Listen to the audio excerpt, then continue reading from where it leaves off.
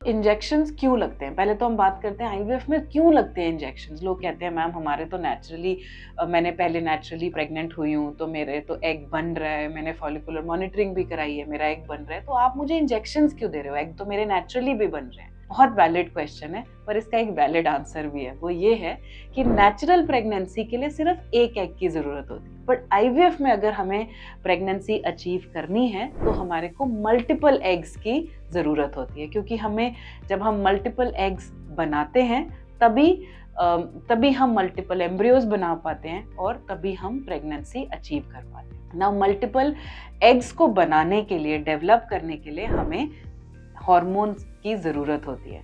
Body के अपने जो हार्मोन्स हैं वो उतने ही कैपेबल हैं कि वो एक एग या 2 एग को प्रोड्यूस कर सके, पर अगर हमें मल्टीपल चाहिए तो हमें बॉडी के ही हार्मोन्स हमें एक्सटर्नल फॉर्म में भी ज़रूरत होगी। सो पहले बात करेंगे जो आईवी पहला यूज होता है इंजेक्शन, वो है FSH hormone. FSH hormone means, FSH hormone का injection obviously, FSH means follicular stimulating hormone.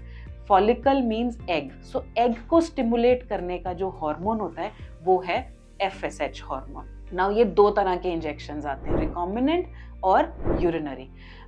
IVF में हम सिर्फ रिकॉम्बिनेंट एफएसएच यूज करते हैं क्योंकि उसमें नंबर ऑफ एग्स और क्वालिटी ऑफ एग्स बेटर होते हैं। सो हमारे सेंटर में, सब सेंटर्स का अपना प्रोटोकॉल होता है और हमारे सेंटर में रिकॉम्बिनेंट एफएसएच पहले 5 दिन के लिए यूज किए जाते हैं। नाउ रिकॉम्बिनेंट एफएसएच की डोज जो है वो किस तरीके से डिसाइड की जाती है? पीरियड के 2nd डे पे जब आईवीएफ स्टार्ट होता है आपको बुलाया जाता है, अल्ट्रासाउंड किया जाता है। अल्ट्रासाउंड में हम एग्स का साइज देखते हैं, अगर सारे एग्स नॉर्मल साइज के हों, एक सिमिलर साइज के हों, तो हम इंजेक्शन लगाने स्टार्ट कर देते हैं।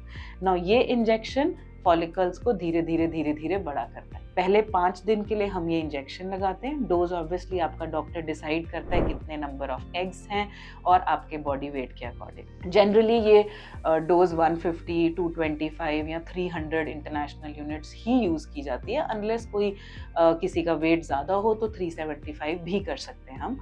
कर तो हम 450 भी सकते हैं, बट ये डिसीजन डॉक्टर ही लेता है ना। पहले 5 दिन के लिए ये इंजेक्शंस दिए जाते हैं। इन इंजेक्शंस का रिस्पांस देखने के लिए आपको 6th डे पे बुलाया जाता है। 6th डे पे हम देखते हैं कि इन इंजेक्शंस का रिस्पांस किस तरीके का है।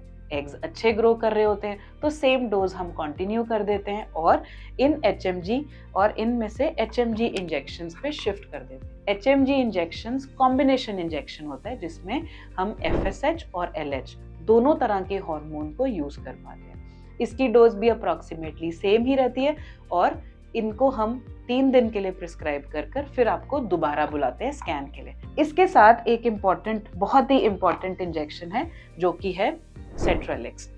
ये एक एंटागोनिस्ट इंजेक्शन है। अब हम एग की ग्रोथ तो कराते जा रहे हैं, पर हम नहीं चाहते इन इंजेक्शंस की वजह से जो एग ग्रो कर रहे हैं वो खुद से बर्स्ट कर जाए, वो खुद से ओवुलेट कर जाए। तो हम ये इंजेक्शन डे 6 से स्टार्ट कर देते हैं सो दैट ओवुलेशन का प्रोसेस ना हो और एग जो है वो अच्छे से ग्रो करता रहे। इतनी डिटेल में आपको समझाने का मतलब ये है कि आप सिर्फ ये समझें कि हर एक इंजेक्शन इंपॉर्टेंट है। आपको ऑब्वियसली साइंस तो बहुत ज़्यादा नहीं समझ आएगी, पर बेसिक इंफॉर्मेशन से एटलीस्ट आप इंश्योर कर सकते हो कि आप ये इंजेक्शंस डॉक्टर के दिए हुए टाइम पर और आप इन इंजेक्शंस को मिस ना करें।